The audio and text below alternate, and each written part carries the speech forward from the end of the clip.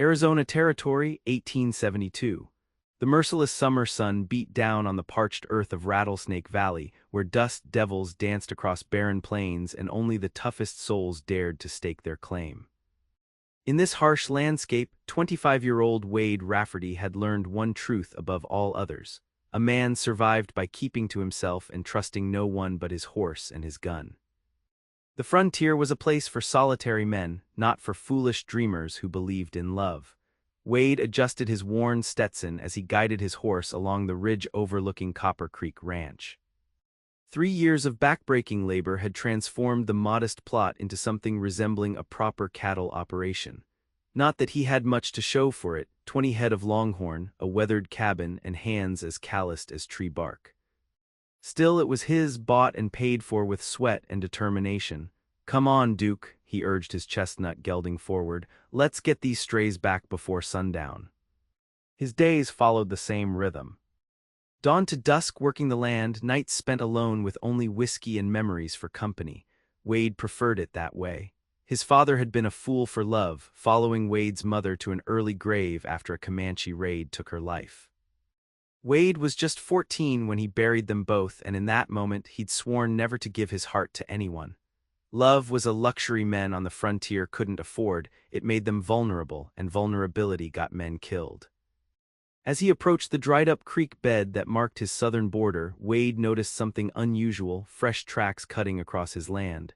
Not cattle or wild horses, but the distinct impression of unshod ponies, Indian tracks.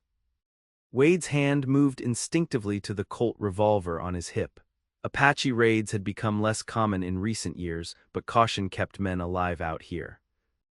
He followed the tracks, tension coiling in his chest as they led toward the small spring that served as his main water source. The sound of splashing reached his ears before he rounded the final bend.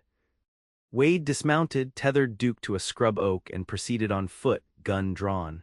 When he crested the small rise overlooking the spring, what he saw made him freeze in his tracks. A young woman knelt by the water's edge, filling a clay vessel. Her raven-black hair fell in a straight curtain to her waist, adorned with small turquoise beads that caught the sunlight. She wore a buckskin dress decorated with intricate beadwork, and soft moccasins covered her feet. Even from this distance, Wade could see the delicate profile of her face: high cheekbones, full lips, and skin the color of burnished copper in the afternoon light. She was Apache, that much was clear, and she was trespassing on his land.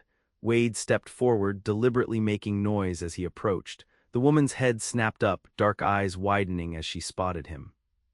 In one fluid motion, she dropped the vessel and drew a knife from a sheath at her waist.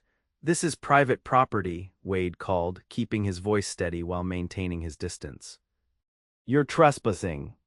The woman remained crouched, knife held defensively before her. Her eyes, so dark they were nearly black, assessed him with a wariness born of hard experience.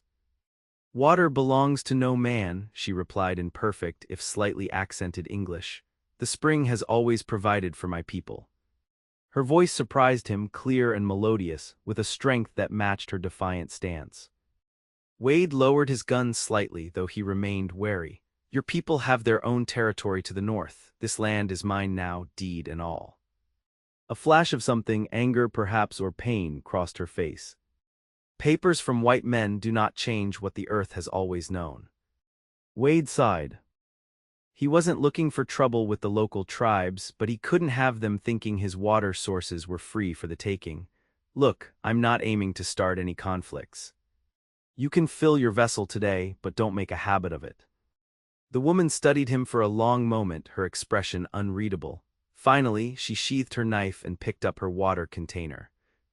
"I am called Nayeli Talaman," she said, straightening to her full height. Though she stood nearly a head shorter than Wade, her presence seemed to fill the clearing. "My father was medicine chief of the Aravaipa band. I do not steal. I take only what I need." Wade holstered his gun, feeling suddenly foolish for drawing it in the first place. "Wade Rafferty," he offered in return, "this is my ranch." As Nayeli finished filling her vessel, Wade noticed a long gash on her forearm, partially hidden by her sleeve. The wound looked recent and poorly tended. "You're hurt," he said, gesturing toward her arm. Nayeli glanced down dismissively. "It will heal." "It'll fester if you don't clean it proper." I've got supplies back at my cabin. She looked at him as if he'd suggested she walk into a rattlesnake den. I have my own remedies.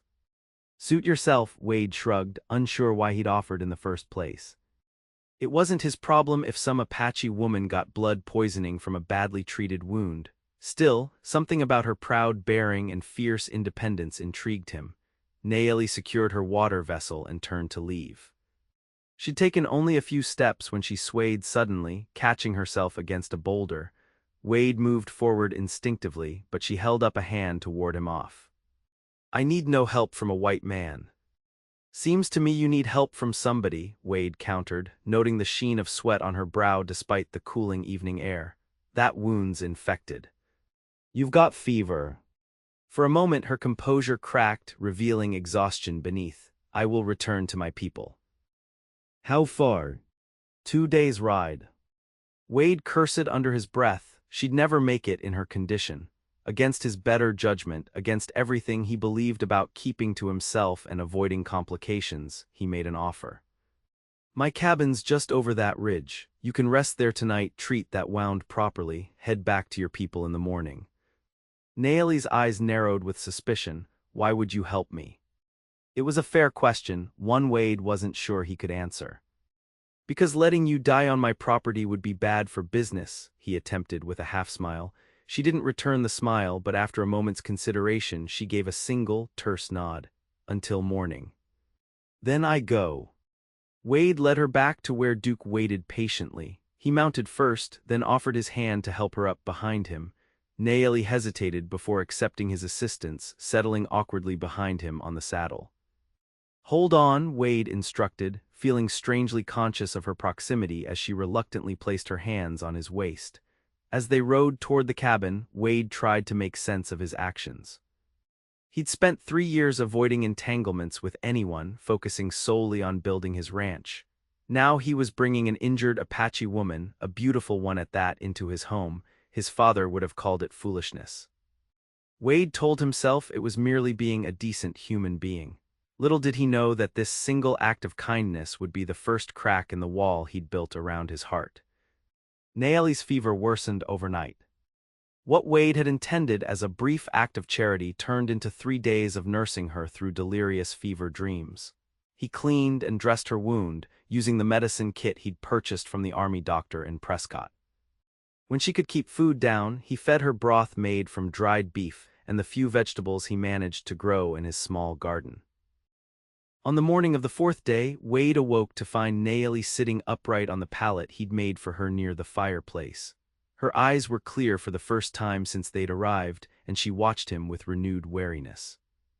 You should be dead, he remarked, pouring coffee into his tin cup. Nayeli raised an eyebrow. Is that disappointment I hear, Wade Rafferty?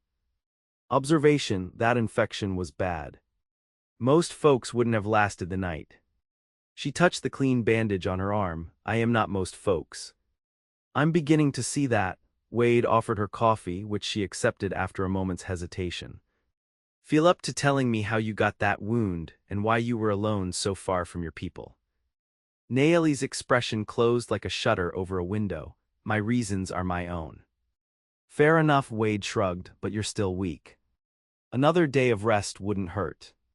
I have imposed too long already. It's no imposition, not like I have a social calendar to maintain out here. A ghost of a smile touched her lips, the first he'd seen, and Wade was struck by how it transformed her face from merely beautiful to radiant. You live alone, she observed, glancing around the sparsely furnished cabin. No wife, no family. Just me and the cattle. That is unusual for a man your age. Wade busied himself with breakfast preparations. I prefer it that way. No complications. All life has complications, Nayeli said softly. It is what makes it worth living. Something in her tone made Wade look up. There was a depth of experience in her eyes that belied her youth. He guessed her to be around 20, though it was difficult to tell. Life on the frontier aged everyone prematurely. How old are you, if you don't mind my asking? 22 winters, she replied, sipping her coffee cautiously. Wade nodded. And your people won't be looking for you. A shadow passed over her face. No, they will not. There was a story there Wade knew, but he didn't press. Everyone out here carried secrets. He respected hers just as he guarded his own. They ate breakfast in companionable silence, cornmeal mush sweetened with the last of Wade's molasses. Afterward, Nayeli insisted on helping with chores despite Wade's protests. Her strength was returning, though she still moved with careful deliberation. "You have no help with this ranch?" she asked as she fed the chickens Wade kept for eggs. "Had a hired hand last year, but he moved on to California. Gold fever." Wade forked hay into the corral where Duke and his pack mule, Bessie, waited impatiently. "Been meaning to hire another, but good help's hard to find." Nayeli scattered the last of the feed. "I know cattle. My father raised a small herd before." She trailed off, leaving the sentence unfinished, but Wade could fill in the blanks. Before the wars, before the reservations, before whatever had led her to be alone and injured on his land, "Never known Apache to be cattle people," he remarked. "My father learned from Mexican ranchers. He believed our future depended on adapting some white ways while preserving our own." Pride and sorrow mingled in her voice. He was considered unconventional. By midday, Nayeli had helped Wade repair a section of fence and check on a pregnant heifer. Despite her recovering condition, she worked efficiently and without complaint. Wade found himself impressed by her knowledge and quiet competence. As they sat in the shade of a cottonwood tree eating a simple lunch of jerky and hardtack, Wade made an impulsive offer. "You could stay on if you want, help with the ranch until you decide where you're heading next." Nayeli looked at him in surprise. "You would trust an Apache to work your land?" "I trust what I've seen with my own eyes. You know cattle, you're not afraid of hard work, and you haven't tried to scalp me in my sleep." Wade attempted a joke, then winced at his own thoughtlessness. "Sorry, that was truthful," Nayeli interrupted, surprising him with a small laugh. "You speak what you think." "It is refreshing after so much." She searched for the word, pretending. Wade studied her face, trying to understand the complexity he saw there. "So, will you stay, just until you're fully healed at least?" Nayeli was silent for a long moment, her gaze drifting over the ranch with its struggling garden, modest herd, and half-finished projects. Finally she nodded. "Until I am healed, then we will see." Wade told himself the surge of satisfaction he felt was simply relief at having help around the ranch. It had nothing to do with the prospect of Nayeli's continued company, or the way sunlight caught in her hair, or how her rare smiles transformed the entire valley into something beautiful. Nothing at all. A week passed, then two, and still Nayeli remained at Copper Creek. Her wound healed cleanly, yet each time Wade expected her to announce her departure, she instead found new projects to undertake. She expanded his garden, using knowledge of desert plants to cultivate native varieties alongside his struggling vegetables. She repaired tack with skilled hands and taught Wade Apache methods for tracking strays across difficult terrain. They settled into an easy rhythm, working side by side during the day and sharing quiet evenings in the cabin. Wade built a small lean-to off the main structure where Nayeli could sleep privately, an arrangement that preserved propriety while acknowledging her increasingly permanent presence. On a scorching afternoon in late July, they rode out to check on the herd grazing in the north pasture. Thunderclouds gathered on the distant mountains, promising the relief of a summer storm. The cattle appeared restless, sensing the changing weather. "Should we move them to lower ground?" Nayeli asked, her dark hair braided and tucked beneath a wide-brimmed hat Wade had purchased on his last trip to town. "Probably wise," Wade agreed. "That wash can flood in minutes if the rain's heavy enough." They worked in tandem to guide the small herd away from the potential flood zone, communicating with hand signals and occasional whistles. Wade found himself watching Nayeli more than the cattle, admiring her natural way with the animals and her confident seat on the pinto mare they'd purchased from a passing trader. As the first fat raindrops began to fall, they urged the cattle into a protected draw and turned toward home. The storm hit with sudden ferocity, sheets of rain reducing visibility to mere yards. Thunder boomed overhead and lightning split the darkened sky. "There's an old line shack just over that rise," Wade shouted over the deluge, pointing toward a rocky outcropping. "We can wait it out there." They reached the dilapidated structure just as hail began to mix with the rain. Wade dismounted quickly and helped Nayeli down, both of them drenched to the skin. They led the horses inside the one-room shack, which was little more than 4 walls and a roof, dusty but mercifully dry. "Quite a storm," Wade observed, removing his sodden hat and running a hand through his wet hair. Nayeli squeezed water from her braid, her buckskin dress clinging to the curves of her body. Wade averted his eyes, suddenly conscious of their isolation and proximity in the small space. "The Thunderbirds are angry today," Nayeli remarked, moving to check on her mare. "Thunderbirds. Spirits that bring the storms," she explained, running a soothing hand along the nervous horse's neck. "My grandfather taught that they battle evil beings in the clouds. The thunder is the sound of their wings, the lightning their weapons." Wade smiled, settling on an upturned crate. "My pa just said it was God bowling." Nayeli laughed, a full, melodious sound that Wade had been hearing more frequently these past weeks. Perhaps they are the same thing, seen through different eyes. She sat beside him on the dirt floor, close enough that he could smell the rain on her skin mixed with the herbs she used to wash her hair. Outside, the storm raged, but inside the shack, a different kind of tension built in the air between them. "Why did you really help me that day at the spring?" Nayeli asked suddenly, her dark eyes searching his face. Wade considered deflecting with humor as he usually did when conversation turned personal, but something in her gaze demanded honesty. "I don't rightly know," he admitted. "It just seemed like the right thing to do." "And now, why have you allowed me to stay?" "You're a good worker," Wade said automatically, then sighed at his own cowardice. "And I've grown accustomed to your company."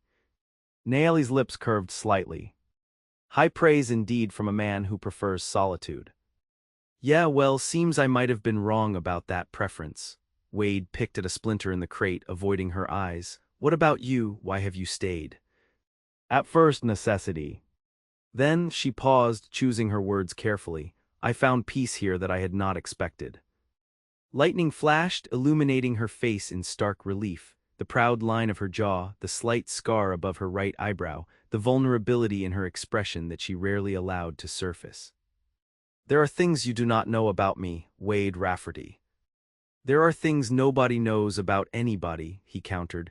"Doesn't mean we can't," he trailed off, uncertain how to finish the thought. "Cannot what?" Nayeli pressed, leaning slightly closer.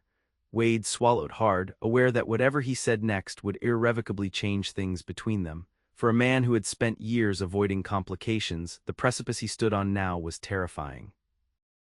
Yet the thought of retreating, of not acknowledging what had been growing between them, seemed suddenly more frightening still. "Can't find something worth holding onto," he finished softly. "Even out here." Nayeli's hand found his, her fingers warm against his calloused palm. "Is that what you want, something to hold onto?" Wade looked down at their joined hands, his tan from years in the sun, hers a shade darker and adorned with a small scar across the knuckles. "Different yet fitting together perfectly. I thought I knew what I wanted," he said. "Build the ranch, answer to no one, keep to myself, simple." "And now?" "Now I'm not so sure anymore." Wade met her eyes. "What about you?" "What do you want, Nayeli?" She was quiet for a long moment, the storm's fury providing a counterpoint to the stillness between them. When she finally spoke, her voice was barely above a whisper. "A place to belong. Someone who sees me, not just what I am." Wade reached out, hesitant at first, then with growing confidence as she did not pull away. His fingertips traced the curve of her cheek, came to rest beneath her chin. "I see you," he said simply. The kiss, when it came, felt inevitable like the rain after months of drought. Nayeli's lips were soft beneath his, tentative at first, then matching his intensity as the storm raged around their shelter. Wade pulled her closer, one hand cradling the back of her neck, the other at her waist. When they finally broke apart, breathless, Wade rested his forehead against hers. "This complicates things," he murmured. Nayeli smiled. "All life has complications. It is what makes it worth living." Outside, the storm began to abate, the thunder rolling away into the distance. But inside the weathered-lined shack, something new and powerful had been unleashed, something neither of them had been looking for, yet both had found. The town of Copper Springs sat 20 miles from Wade's ranch, close enough for necessary supplies, far enough to avoid unwanted company. Wade made the journey once a month, usually alone. This time, Nayeli rode beside him, her presence drawing curious stares from the moment they entered the dusty main street. Folks around here aren't used to seeing Apache outside the reservation, Wade warned as they tied their horses at the general store hitching post. I am used to white people's stares, Nayeli replied calmly, though Wade noticed how she straightened her spine and lifted her chin, armor donned for battle. The past month since their shelter in the storm had been the happiest of Wade's life. They worked the ranch together during the day and shared the cabin at night, Nayeli having abandoned the linta for Wade's bed.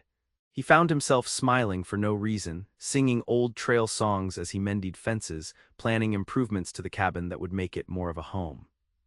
For the first time since his parents' deaths, Wade allowed himself to think beyond mere survival to a future that held something more. The wall around his heart hadn't just cracked, it had crumbled completely. Inside the general store, the conversation stopped abruptly as they entered. The proprietor, Harold Simmons, recovered first, offering a tight smile. Wade, been a while, what can I do for you today? Wade handed over his list of supplies. The usual plus seed for winter wheat, if you've got it. Simmons' eyes darted to Nayeli, who stood examining a display of fabric bolts. Your, friend here need anything.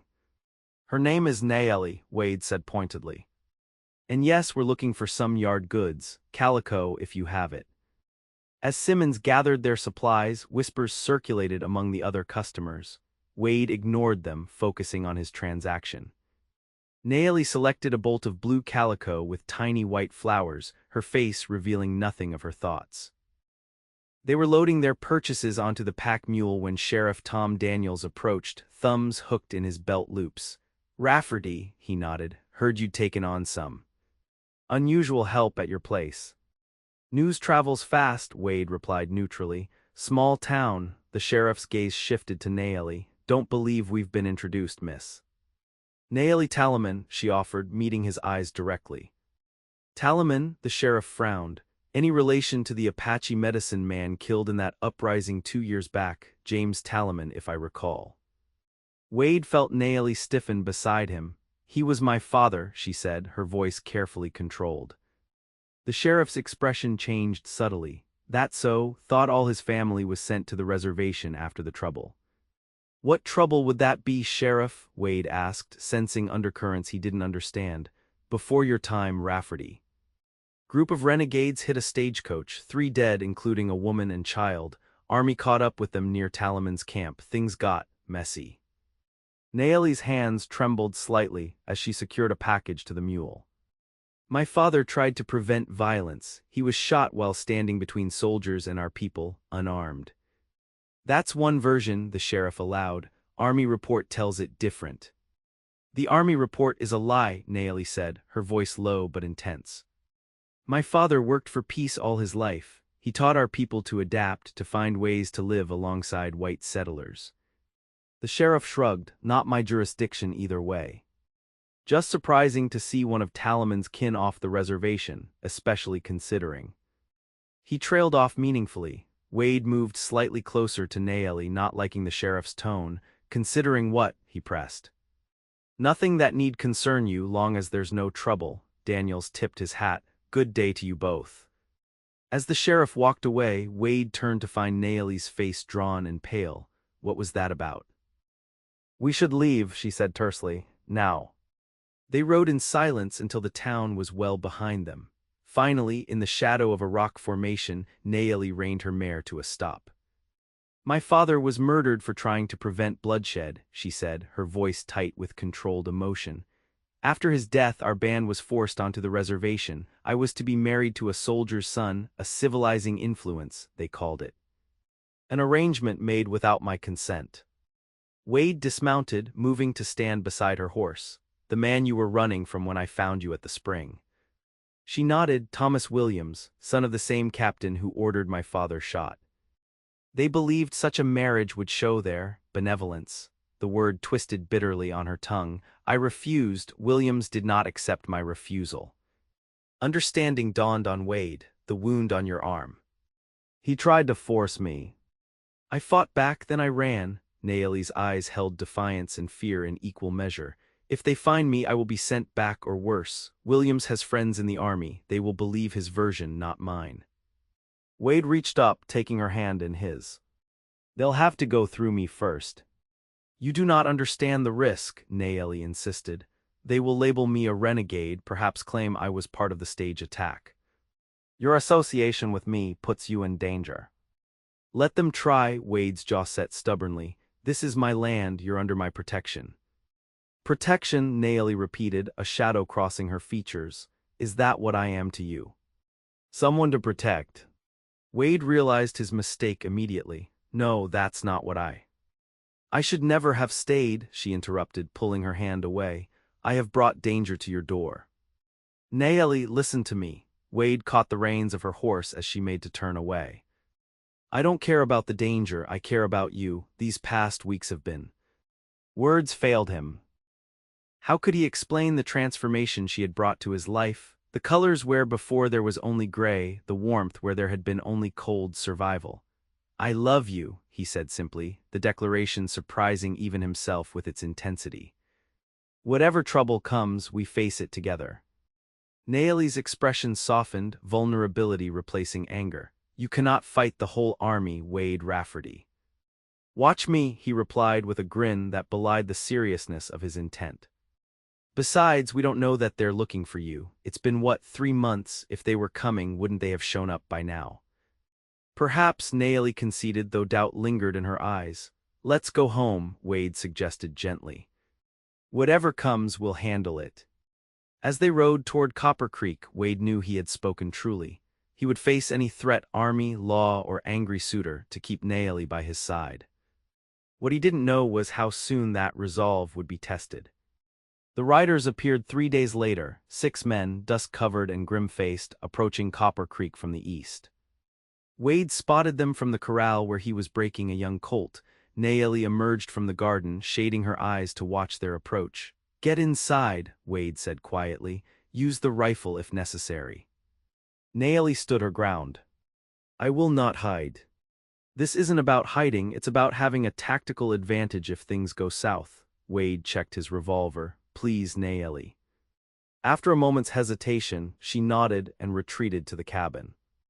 Wade continued working with the colt, affecting nonchalance as the riders drew nearer. He recognized the lead rider's uniform before he could make out the man's features, Captain Williams of the 5th Cavalry, if the insignia was any indication. Afternoon, gentlemen, Wade called as they reined to a stop at the corral fence. Something I can help you with. Captain Williams, a hard-faced man in his 40s with a neatly trimmed gray beard, surveyed the ranch with cold eyes. Looking for a fugitive Apache woman, goes by Nayeli Talaman. Information suggests she might be in this area. Beside him sat a younger man with similar features, his son, Wade guessed. Thomas Williams looked to be around 30, with a face that might have been handsome if not for the cruelty evident in his tight smile and cold eyes. An angry red scar ran along his left forearm, a knife wound, relatively recent. Don't get many visitors out here, Indian or otherwise, Wade replied casually. What's she wanted for? Attempted murder, Thomas Williams answered before his father could speak. The savage attacked me on the reservation, then fled. Wade kept his expression neutral with effort. Sounds serious. Indeed, Captain Williams agreed. We have authorization to return her to the reservation for proper discipline. You haven't seen any sign of her. Apache woman, early 20s, about this high. He held a hand to indicate Nayeli's height. Can't say that I have, Wade lied, but I'll keep an eye out. The younger Williams nudged his horse forward, eyes narrowing as he scanned the ranch buildings. Mind if we have a look around? Sometimes these savages hide in outbuildings. Actually, I do mind, Wade replied, his hand resting casually near his holster. This is private property. You want to search it, you'll need a warrant. Military authority supersedes, Thomas began hotly, but his father cut him off. That won't be necessary, Captain Williams said. We're simply conducting a thorough search of the area, if you do see her, Mr. Rafferty, Wade Rafferty.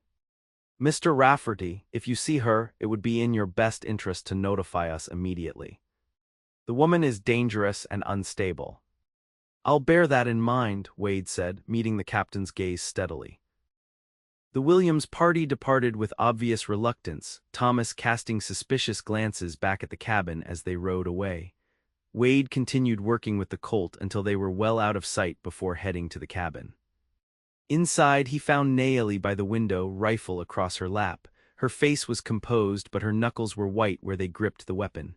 "You heard?" Wade asked, taking the rifle gently from her hands. Every word. Nayeli's voice was steady despite the fear in her eyes. "He called me savage, said I tried to murder him." "No one who knows you would believe that. But they do not know me, Wade. They see only what they expect to see, a dangerous Indian." Nayeli stood, pacing the small confines of the cabin. "They will return. Thomas Williams is not a man who accepts defeat." Wade knew she was right. The look in the younger Williams' eyes had been one of obsession, not mere duty. "We could leave," he suggested, "head west to California or north to Colorado." "And abandon everything you have built here," Nayeli shook her head. "I will not destroy your life to save mine." "You are my life now," Wade said simply. "The ranch is just land and buildings. We can build again elsewhere." Nayeli's eyes softened as she crossed to him, placing her palm against his cheek. "My brave cowboy, always ready to fight or flee for those you love." "Only for you," he admitted. "Before you came, I had nothing worth that kind of fight." She kissed him then, a kiss filled with longing and fear and something like hope. When they parted, her decision was written in her eyes. "We will stay and face whatever comes," she said, "together." That night, as they lay entwined in the darkness of their cabin, Wade held Nayeli close, listening to the steady rhythm of her breathing. He had spent so many years believing the frontier was no place for love, that a man survived by standing alone. How wrong he had been. It was love that gave meaning to survival, that transformed mere existence into life. Whatever threat Williams posed, Wade silently vowed to meet it. The fortress he had built around his heart now sheltered something precious, something worth any risk to protect. He just prayed the price wouldn't be more than either of them could bear to pay. The attack came at dawn 3 days later. Wade was already awake, stoking the fire for morning coffee when he heard Duke's warning whinny from the corral.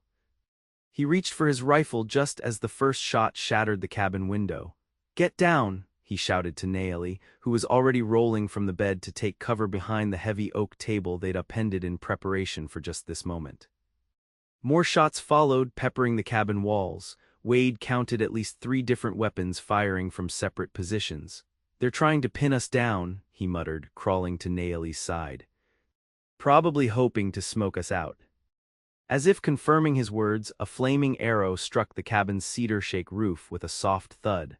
Within moments, the dry wood began to catch. "The south wall has fewer windows," Nayeli observed calmly, despite the danger. "We can break through the back and make for the ravine." Wade nodded, impressed by her tactical thinking. "I'll lay down covering fire. You go first and I'll follow." "Together or not at all," she countered, checking the load in her revolver, a Remington Wade had taught her to shoot during their first weeks together. Another flaming arrow hit the roof and smoke began to filter into the cabin. Outside, a voice called out Thomas Williams. Wade guessed from the arrogant tone. "Come out, savage. Face your punishment like a woman, not a coward." Nayeli's expression hardened. "He wants me, not you, if I surrender." "Not happening," Wade cut her off. "I know men like Williams. He'll kill you and claim you resisted arrest." A crash from outside was followed by the acrid smell of coal oil. They were dousing the north wall with accelerant. "Now," Wade decided, grabbing a canvas bag containing their essential supplies, through the back wall. "Stay low." The rear wall of the cabin was made of rough-hewn planks, one section newer where Wade had repaired storm damage the previous winter. They attacked this weaker area with the iron fire poker, prying boards loose until they created a hole large enough to squeeze through. Nayeli went first, Wade passing their weapons through before following. They emerged into the gray dawn light, smoke billowing from the cabin roof. Taking advantage of the cover, they crept toward the ravine that cut behind the ranch buildings. They had almost reached the shelter of the rocks when a shout went up from their left. One of Williams' men had spotted them. Bullets kicked up dirt at their feet as they ran, ducking and weaving toward the ravine's cover. Keep going, Wade urged, stopping to return fire. His shot caught the pursuer in the shoulder, sending him tumbling. They reached the ravine and scrambled down its steep side, finding cover behind a boulder as more bullets ricocheted off the rocks around them. The dry streambed offered a path away from the ranch, winding through terrain too rough for horses but navigable on foot. The Mustang Cave, Nayeli suggested, referring to a hidden grotto they'd discovered while tracking wild horses weeks earlier. We can shelter there until dark. Wade nodded, grateful for her knowledge of the land. They moved swiftly along the ravine floor, using the natural contours for cover. Behind them, smoke billowed into the morning sky as Copper Creek Ranch, everything Wade had worked for these past 3 years, burned to the ground. Strange, he thought, how little it mattered compared to the woman at his side. The Mustang Cave was actually a series of interconnected rock shelters formed by an ancient rockslide, invisible from more than a few yards away. They reached it without further pursuit, though distant shouts suggested Williams and his men were searching the surrounding area. Inside the largest cavity, Wade and Nayeli collapsed against the cool stone, catching their breath. Sunlight filtered through cracks in the ceiling, providing enough light to assess their situation. "You're bleeding," Nayeli observed, reaching toward Wade's arm where a bullet had grazed him during their escape. "It's nothing," he assured her, though he winced as she examined the wound. "Not nothing," she corrected, tearing a strip from her petticoat to bind the injury, "but not life-threatening." As she worked, Wade took stock of their supplies, 2 revolvers with ammunition, a hunting knife, canteen, jerky, hardtack, a small medical kit, and the bag of Apache herbs Nayeli kept for healing. Not much, but enough to survive on until they could formulate a plan. "Williams won't give up easily," Wade said as Nayeli finished bandaging his arm. "He seems like a man obsessed."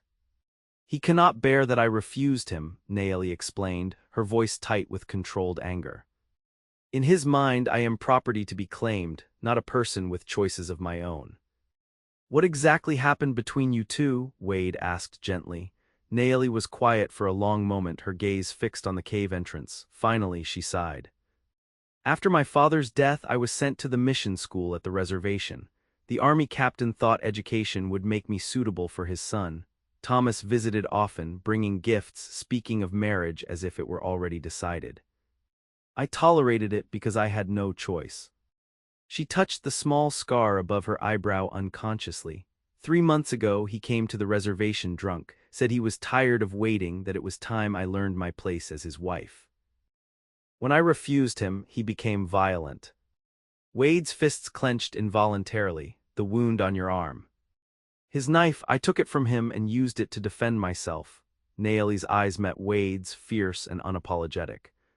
"I would do the same again." "Good," Wade said firmly. "No man has the right to force himself on a woman, white or Apache." The reservation agent did not agree. He said I had attacked a white man without provocation, that I would be sent to prison. Nayeli's voice grew softer. "That night I fled. I had nowhere to go, no plan except to find my mother's people in the mountains. Then I found your spring." Wade reached for her hand, entwining his fingers with hers. "And I found you." Nayeli leaned into him, her head resting against his shoulder. "What will we do now, Wade Rafferty? Your ranch is gone because of me." "We rebuild," he said simply. "Not here perhaps, but somewhere. Together. They will hunt us." "Let them try," Wade kissed her forehead gently. "We'll head north when it's dark. I have a friend in Colorado who will help us. Williams has authority in Arizona territory, but Colorado's a different jurisdiction." Nayeli nodded against his shoulder. "I am sorry for bringing this trouble to you." "I'm not," Wade replied honestly. "Before you came, I was half alive, just existing day to day. You taught me there's more to life than mere survival." They remained in the cave through the day, listening as search parties combed the surrounding area. By nightfall, the sounds had receded, suggesting Williams had extended his search farther afield. Under cover of darkness, they emerged, beginning the long journey north. Whatever the future held, they would face it as they had faced the flames of Copper Creek, together, 2 souls who had found in each other something worth any sacrifice. 3 months later, Wade stood on the porch of a small cabin nestled in the foothills of the San Juan Mountains in southwestern Colorado. The first snow of the season dusted the surrounding pines, and smoke curled from the stone chimney into the crisp autumn air. Behind him, the cabin door opened, spilling golden lamplight into the gathering dusk. Nayeli stepped onto the porch, a woolen shawl wrapped around her shoulders against the evening chill. "Supper is ready," she said, coming to stand beside him at the railing. Wade slipped an arm around her waist, drawing her close. "Smells delicious. Venison stew, your friend Jacob taught me how to make it." Jacob Turner, Wade's former Army comrade, had provided sanctuary when they arrived in Colorado 2 months earlier, exhausted, hunted, and nearly out of supplies. His isolated homestead offered safety while they established their own claim on adjacent land. Jacob's friendship had been unwavering, his acceptance of Nayeli immediate and genuine. "Any word from town?" Nayeli asked, referring to Jacob's weekly supply run to the nearby settlement of Durango. "No posters, no questions about newcomers," Wade reported. "Seems William's influence doesn't reach this far north." Nayeli nodded, relief evident in her relaxing shoulders. "Perhaps we are finally free of him." "We are," Wade affirmed, though he maintained vigilance out of habit. "This is our home now, our future." The cabin was small but solid, built with their own hands with help from Jacob and 2 Ute hunters who occasionally traded with the homesteaders. Inside, Nayeli had created a home that blended their cultures seamlessly. Apache weavings beside Wade's mother's china plates saved from Copper Creek, herbs drying from ceiling beams near Wade's grandfather's old rifle above the fireplace. "I have something for you," Wade said, reaching into his pocket, was waiting for the right moment. He produced a simple band of silver, hammered flat and etched with a pattern of mountains and stars. "Jacob helped me make it. Took 3 tries to get it right." Nayeli's eyes widened as Wade took her hand. "Where I come from, a man gives a ring when he asks a woman to be his wife," he explained, suddenly nervous. "I don't know the Apache custom, but—" "We exchange vows before family," Nayeli supplied, her voice soft with emotion. "The woman gives her husband a blanket woven by her own hands. The man gives a horse to show he can provide." Wade smiled. "Well, I've got the horse part covered. As for family," he gestured toward the distant homestead where Jacob's lamp glowed warmly. "It's small, but it's a start." "Are you asking me to marry you, Wade Rafferty?" Nayeli's dark eyes shimmered in the fading light. "I am," he confirmed, holding the ring between them. "I love you, Nayeli Talaman. I want to build a life with you, not just a homestead but a family. Children who will know both their heritages, who will be proud of where they come from." Nayeli's smile was radiant as she extended her left hand. "Then yes, I will marry you, in both our traditions." Wade slipped the ring onto her finger, then drew her into his arms. Their kiss was tender at first, then deepened with the promise of their shared future. When they finally broke apart, Nayeli rested her forehead against his. "I have something for you as well," she whispered, though it was not planned. Wade pulled back slightly to see her face. "What is it?" Nayeli took his hand and placed it gently against her abdomen. "Our first child, due in the spring." For a moment Wade stood frozen, overwhelmed by emotions he couldn't name. Then joy surged through him, so intense it brought tears to his eyes. "A baby," he managed, his voice rough. "We're having a baby." Nayeli nodded, her own eyes shining. "I have known for a month but wanted to be certain before telling you." Wade lifted her off her feet in an exuberant embrace, spinning them both on the porch while Nayeli laughed in surprise. "Careful," she admonished through her laughter. "The stew will burn." He set her down gently, cupping her face in his hands. "I love you, both of you." As they stood together in the gathering twilight, Wade marveled at how completely his life had transformed. The man who once believed the frontier was no place for love now stood with his heart full to bursting, a family beginning around him. Nayeli had entered his life like a summer storm, unexpected, powerful, washing away the dust of lonely years. She had shown him that even in the harshest terrain, love could not only survive but flourish. That the greatest strength came not from standing alone, but from joining hearts against whatever hardships the frontier might bring. Inside the cabin, the stew bubbled on the hearth.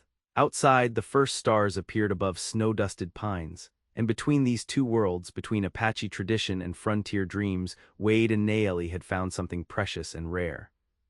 A home built not of logs and nails, but of love and understanding, strong enough to weather any storm.